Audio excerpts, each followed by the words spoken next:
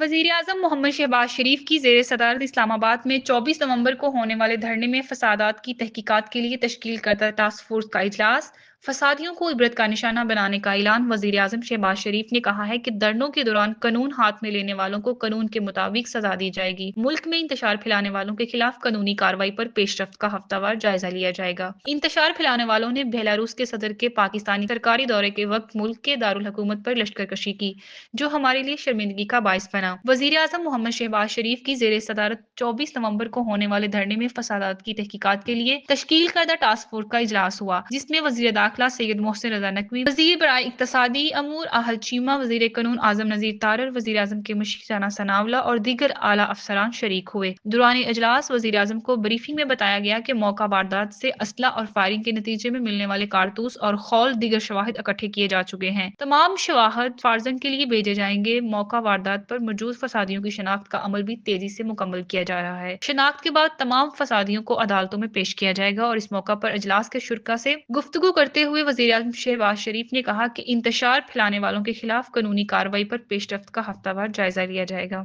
धरनों में कानून पमाल करने वालों, सरकारी अमलाक को नुकसान पहुंचाने और कानून नाफिज करने वाले इदारों के अहलकारों को जख्मी और शहीद करने वालों को करार वाकई सजा दी जाएगी। वज़ीर-ए-आज़म ने कहा कि इंतशार फैलाने वालों ने बेलारूस के सदर के पाकिस्तान के सरकारी दौरे के वक्त इस्लामाबाद पर लश्करकशी की, जो हमारे लिए शदीद शर्मिंदगी का बायस बना। शहबाज शरीफ का मजीद कहना था कि पाकिस्तान में असर हाजिर के तकाज़ों के मुताबिक आलमी मयार की इंसदाद फसादात फोर्स की तश्कील दी जाएगी। इस्लामाबाद सेफ सिटीज में फार्जिंग लैब शामिल करके इस बैनुल अक़वामी मयार पर लाया जाएगा और इसके लिए तमाम जरूरी वसाइल को बरक़रार लाया जाएंगे।